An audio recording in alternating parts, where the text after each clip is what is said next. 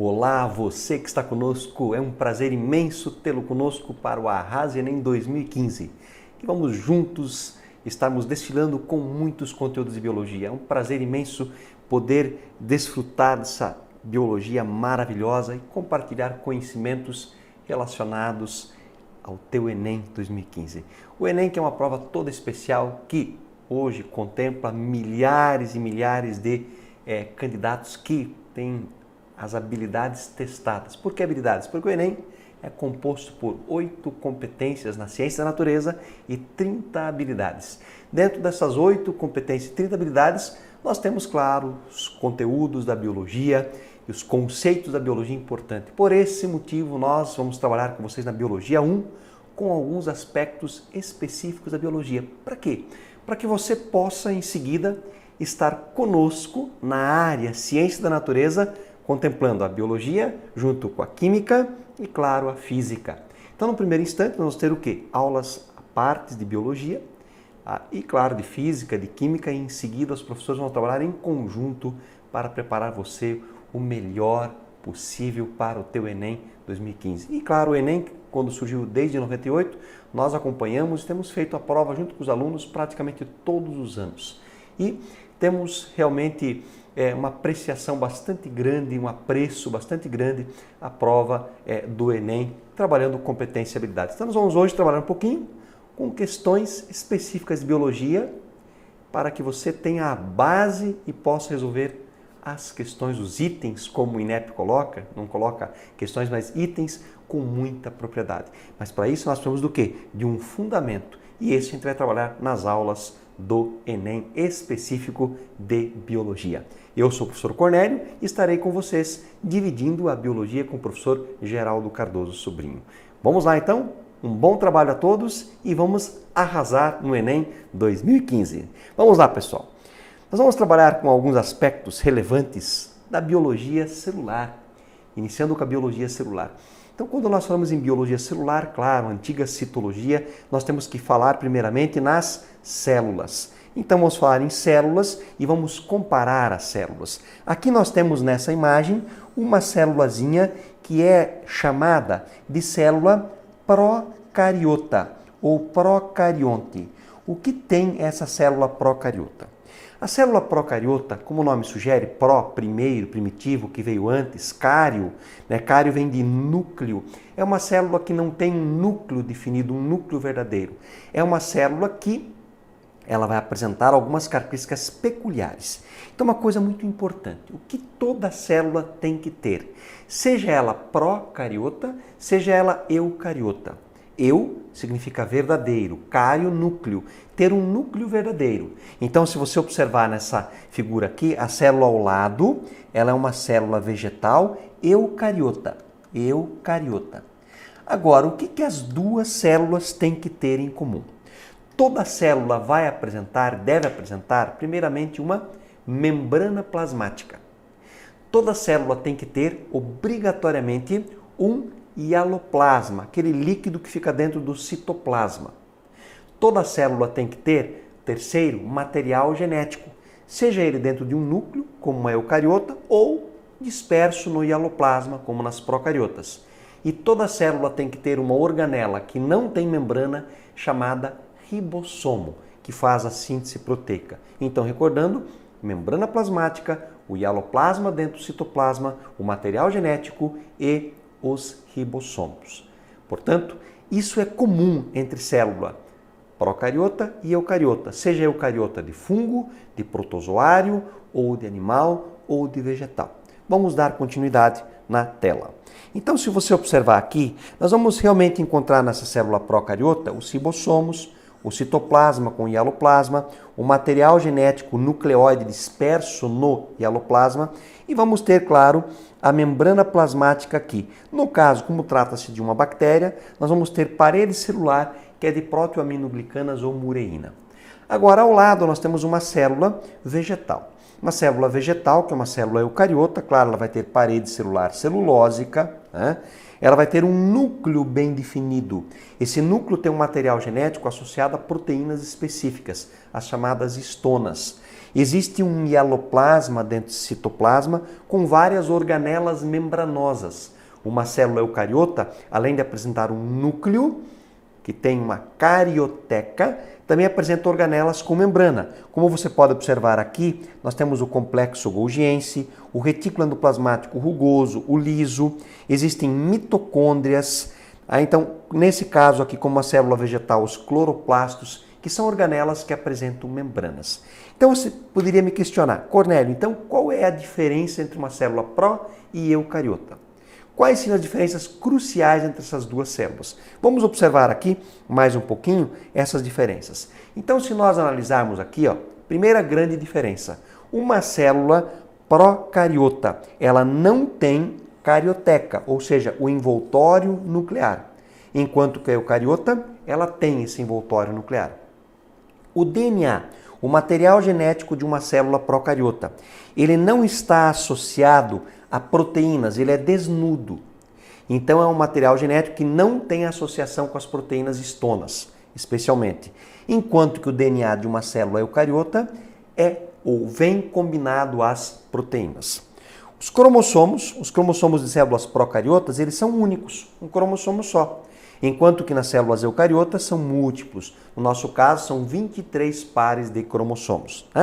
Os nucléolos, que são estruturas especiais responsáveis pela formação de RNA ribossômico e os ribossomos, na célula procariota, ausente. Na célula eucariota, presente.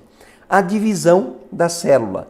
A divisão da célula é uma fissão binária, no caso de uma célula procariota, ou seja, uma célula se divide ao meio e forma duas filhas. Fissão binária, cisparidade ou divisão simples, enquanto que numa célula eucariota, nós vamos ver que existe mitose e meiose. Outra diferença também bem específica, os ribossomos de uma célula procariota, eles têm duas subunidades, a subunidade 50S e a subunidade 30S. Na verdade, são chamados de ribossomos 70S. Enquanto que numa célula eucariota, nós teremos subunidades 60S e 40S, chamamos de ribossomos 80S. Então, 70S procariotos, 80S os eucariotos. E endomembranas, como havia comentado, organelas membranosas não existem em células procariotas, mas vão existir em células eucariotas, como cloroplasto, como mitocôndria, como complexo golgiense, como retículo endoplasmático liso e rugoso, lisossomo e etc. Agora, vamos ver mais alguns aspectos relevantes ainda. As organelas que nós comentamos. A mitocôndria é uma organela com membrana. Portanto, procarioto, não tem. Mitocôndrias com membrana, vão existir em células eucariotas. Cloroplasto, organela com membrana, procarioto não vai ter. Mas tem célula procariota, por exemplo, as cianobactérias, antigas algas azuis, que apresentam organelas, que apresentam clorofila, mas não apresentam a organela cloroplasto. E fazem fotossíntese. Não tem organela com membrana. Células vegetais, claro, apresentarão os cloroplastos. A parede celular em procariotos, ela é não celulósica. Como eu falei, de bactérias, ela é de protoaminoglicanas ou mureína. Enquanto que quando existe parede celular em eucariotos, nas células vegetais, por exemplo, ela é celulósica. Quando nós pegamos nos fungos, analisamos nos fungos, ela é de quitina. Portanto, não é uma parede com a mesma constituição de uma bactéria. Esses são detalhes um pouco mais específicos. E outro aspecto, quanto à exocitose e à endocitose, ou seja, jogar para fora aquilo que a célula não quer mais, exocitar, e endocitar, englobar alguma substância para ser comida, por exemplo, para ser digerida, servir de alimento, ou está se defendendo dessa substância, em procariotos isso não acontece. Uma bactéria não realiza isso. Agora, em eucariotos, obviamente, esse processo ele é comum. E o citoesqueleto, formado por proteínas específicas, é típico de células eucariotas, enquanto que células procariotas não apresentam o citoesqueleto. Então essas são as diferenças principais. Na verdade, o mais importante que você tem que lembrar, célula procariota é uma célula que não tem o material genético dentro de um núcleo definido. Não tem núcleo definido. Enquanto que uma célula eucariota tem um material genético dentro de um núcleo definido que é revestido por membrana, que é essa carioteca, que é uma membrana dupla. Ok? Essa é a primeira diferença importante vista na aula de hoje. Célula procariota e eucariota. Quais são as células procariotas? Quais os reinos que tem? O reino monera, o reino protista, o reino fungi, o reino animal e o reino vegetal. Procarioto, só o reino monera, bactérias e cianobactérias.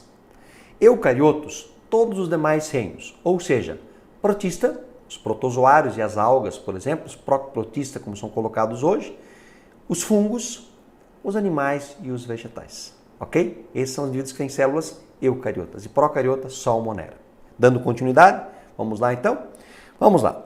Seguindo aqui, a membrana plasmática, a primeira estrutura que define a célula como célula. Por quê? Toda célula tem que ter, seja ela procariota ou eucariota, ela tem que apresentar obrigatoriamente uma membrana plasmática. Então, olha lá, presente em todos os tipos de células, primeira característica marcante. Segundo, em células procariotas, só reveste a célula, ou seja, não tem organela com membrana. Em células eucariotas, vai revestir a célula e, claro, vai revestir também os organóides, como o cloroplasto, mitocôndria, os retículos, complexo golgiense, lisossomos e etc. A espessura de uma membrana plasmática é muito fina. Ela tem de 6 a 10 nanômetros. Tá? É a média em torno de 7,5 nanômetros. 1 nanômetro é 1 sobre 1 milhão, portanto, de milímetros. É, na verdade, algo muito pequeno. Por isso, ela somente é visualizada em microscopia eletrônica. O microscópio óptico não vai te dar definição de membrana plasmática. A composição dela é lipoproteica, ou seja, lipo vem de quê? De lipídios. Lipídios. Entre os lipídios estão, obviamente, as gorduras, os óleos, vamos ter hormônios, os esteroides. Então, ela é formada de lipídios e proteínas. Os fosfolipídios, mais colesterol, em torno de 30% a 75%. As proteínas podem variar de 25% a 80%. E os carboidratos, os açúcares, em torno de 10%. E você podia pensar assim, mas qual é a função da membrana plasmática? A membrana plasmática ela está revestindo a célula como um todo. Então, entre outras coisas, ela vai dar forma a essa célula. Ela separa o meio interno do meio externo. Por isso, através desta membrana, pode ocorrer o transporte de substância do meio interno para o externo, que é uma das funções relevantes que nós vamos destacar bastante hoje, e por sinal aparecem muitas questões no Enem sobre transporte através de membrana, tanto ativo quanto transporte passivo. Ok? Então vamos analisar agora com detalhes aspectos bastante relevantes dessa membrana. Tá? Então, a regular a entrada e saída de substâncias, delimitar o ambiente celular compartimentalizando as moléculas, ou seja, pode existir um tipo de substância dentro diferente do que tem fora e etc. Aqui nós temos uma imagem que mostra o esquema de uma membrana plasmática. Tá? Então, se nós olharmos aqui, nós vamos encontrar essas pequenas pelotinhas, são os lipídios. Aparece um pirulito ou um balão, que apresenta aqui um fiapo dependurado. Só que você observa que tem uma camada aqui e tem outra camada aqui. Portanto, ela é o quê? É uma estrutura, essa estrutura aqui é uma estrutura bilipídica. E aqui nós vamos ter o quê? Proteínas. Você observa que tem proteínas que elas vão de um lado até o outro. Portanto, elas são proteínas integrais ou transmembranosas. E temos proteínas periféricas, estão somente em um dos lados. Se você observar, aqui nós temos glicolipídios, aqui nós temos glicoproteínas, que são muito usados para a identificação.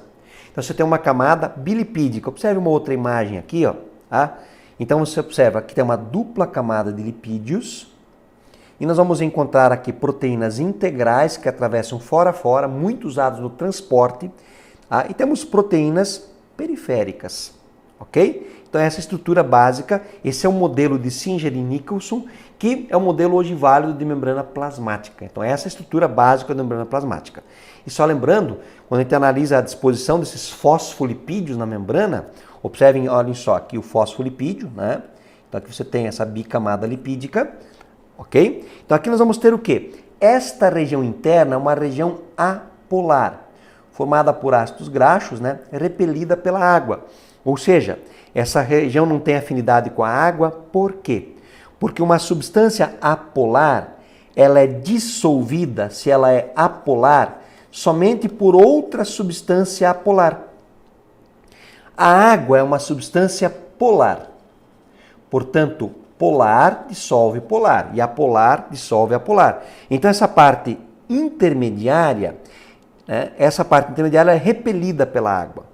Aqui nós temos a água representando na parte externa e a parte externa, né, a parte polar dos fosfolipídios, ela é atraída pela água. Então ela é amiga da água, hidrofílica. Hidrofílica, ó, hidroágua, fílica. Ah, então o fílica vem de amigo da água.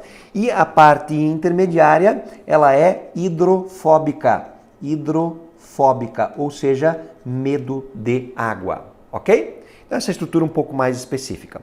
Aqui nós vamos ter algumas especializações da membrana plasmática.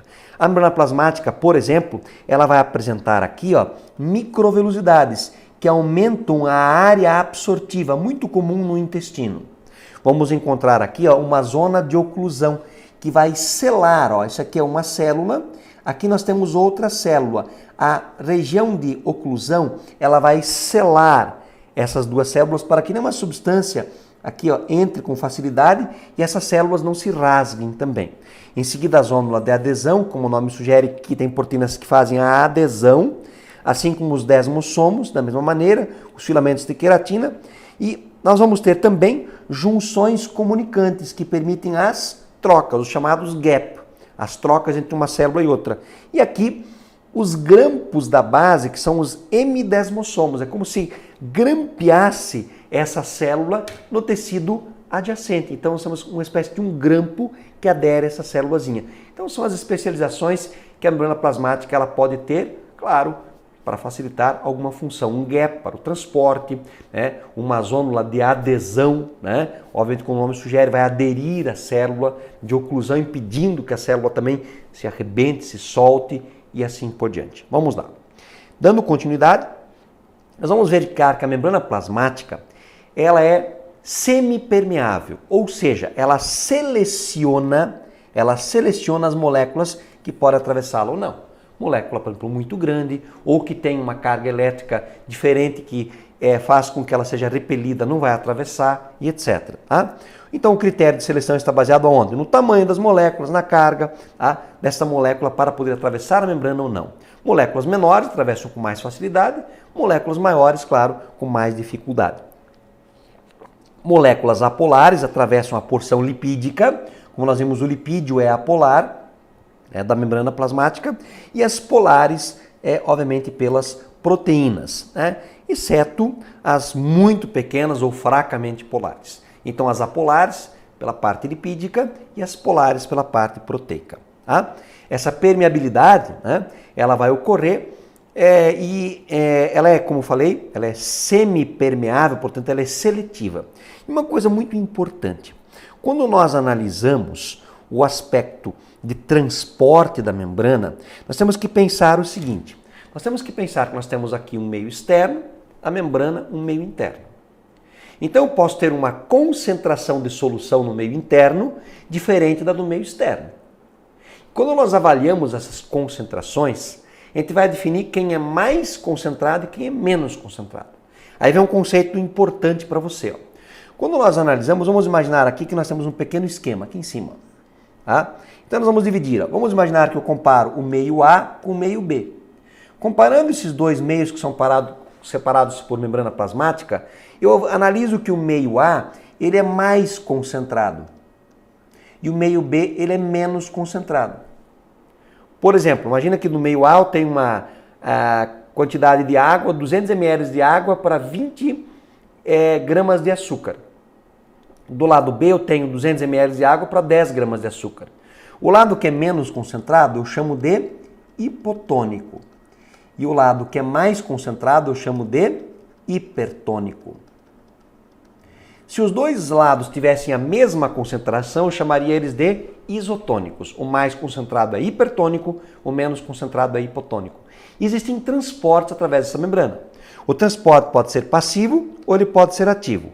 Qual que é a diferença bem simples entre transporte ativo e passivo?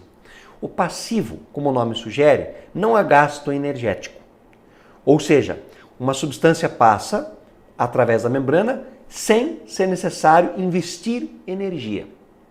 O transporte ativo é aquele que gasta energia. Então, o transporte passivo, basicamente difusão e osmose, que é um tipo especial de difusão. Transporte ativo, as chamadas bombas de sódio, potássio, de cálcio, que é um investimento energético, porque elas são contra o gradiente de concentração. Ok? Então, vamos acompanhar agora mais alguns aspectos. Então, a osmose, né, é o deslocamento do solvente da água de um meio menos concentrado para o meio mais concentrado através de uma membrana semipermeável.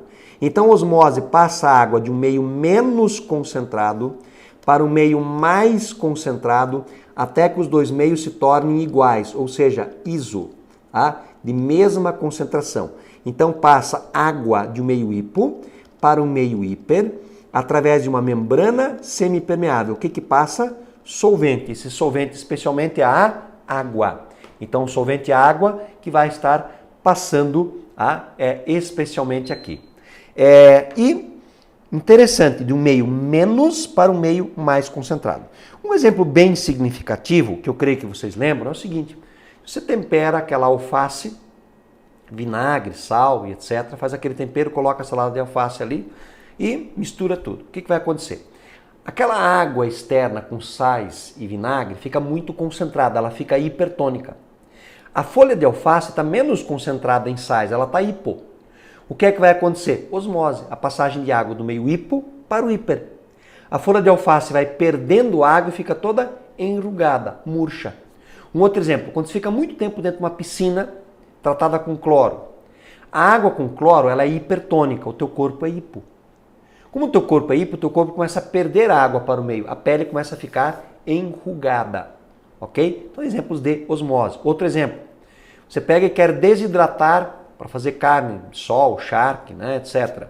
Você vai colocar sal nessa carne, o que vai acontecer? O meio externo fica cheio de sal, hipertônico, a carne é hipo. A carne começa a perder água para o meio e desidrata. Por exemplo, banana apodrece facilmente, bananada, não. Goiaba apodrece facilmente, goiabada, não. Por quê? Porque, na verdade, na bananada e na goiabada se acrescenta o quê? O açúcar. O açúcar torna o meio externo hipertônico. Consequentemente, a bananada, né, a banana ou a goiaba desidratam. Se uma bactéria quiser afetar lá um fungo, aquele ambiente, essa bactéria e o fungo também vão desidratar. Por isso que mel não estraga. Se for mel verdadeiro, não estraga. Ele cristaliza, mas ele não estraga. Porque ele é muito concentrado em açúcares. E as bactérias e fungos não sobrevivem. Beleza? São aspectos bem relevantes e práticos para você aplicar o processo de osmose. Osmose é o que mesmo? Passagem de água ou solvente através de uma membrana semipermeável de um meio menos concentrado ou hipotônico para o meio mais concentrado ou hipertônico, até que os dois meios se igualem. Ok? Outro exemplo bem significativo, um náufrago. O indivíduo está lá 2 dias na água do mar. Você observa que ele começa a ter rachaduras na pele. Por quê? A água do mar é hipertônica, ele é hipo, ele começa a perder água pelo corpo. Se ele tomar água, pior ainda, ele perde água por dentro e por fora. Porque vai perder água do tecido para o intestino, vai ter diarreia, e além do mais ele perde água por fora, ele morre desidratado no meio de um mundaréu de água mais salgada. Ok? Tranquilo? Vamos dar continuidade? Então vamos lá. Temos um outro processo que é a difusão simples e a difusão facilitada. A difusão simples, gente, é muito simples mesmo. Exemplo clássico. Vamos imaginar que no canto da sala você começa a descascar uma... aqui no sul se diz tangerina, mimosa, poncã, etc. Talvez no norte, no nordeste tenha outro nome. Você observa que daqui a pouco a sala toda recebeu aquele odor, né? Ou alguns tipos de salgadinho que você abre o pacote e aquele cheiro se espalha.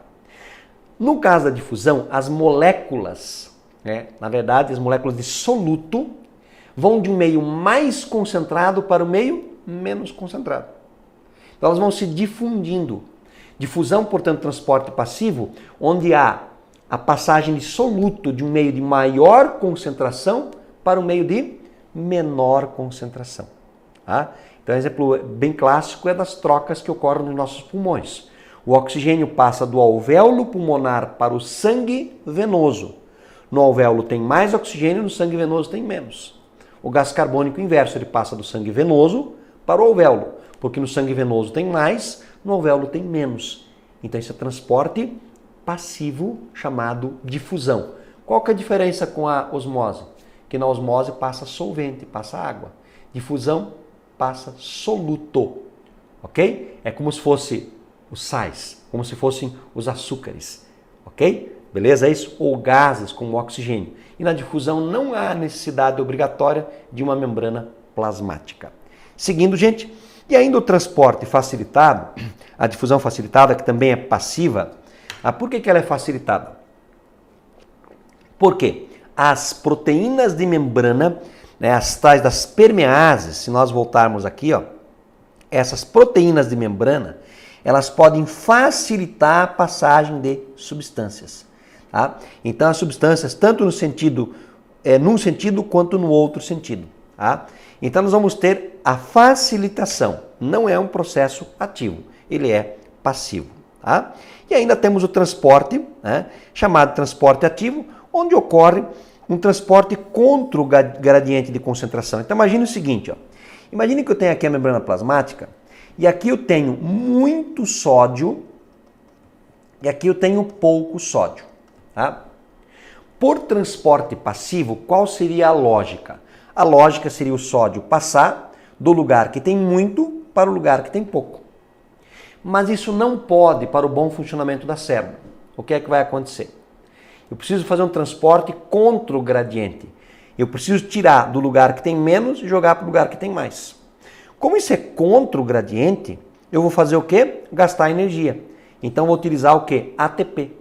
Então, envolve gasto energético. As chamadas bombas de sódio, potássio, cálcio, elas ocorrem contra o gradiente de concentração, transporte ativo. Aqui nós temos um exemplo clássico. Ó.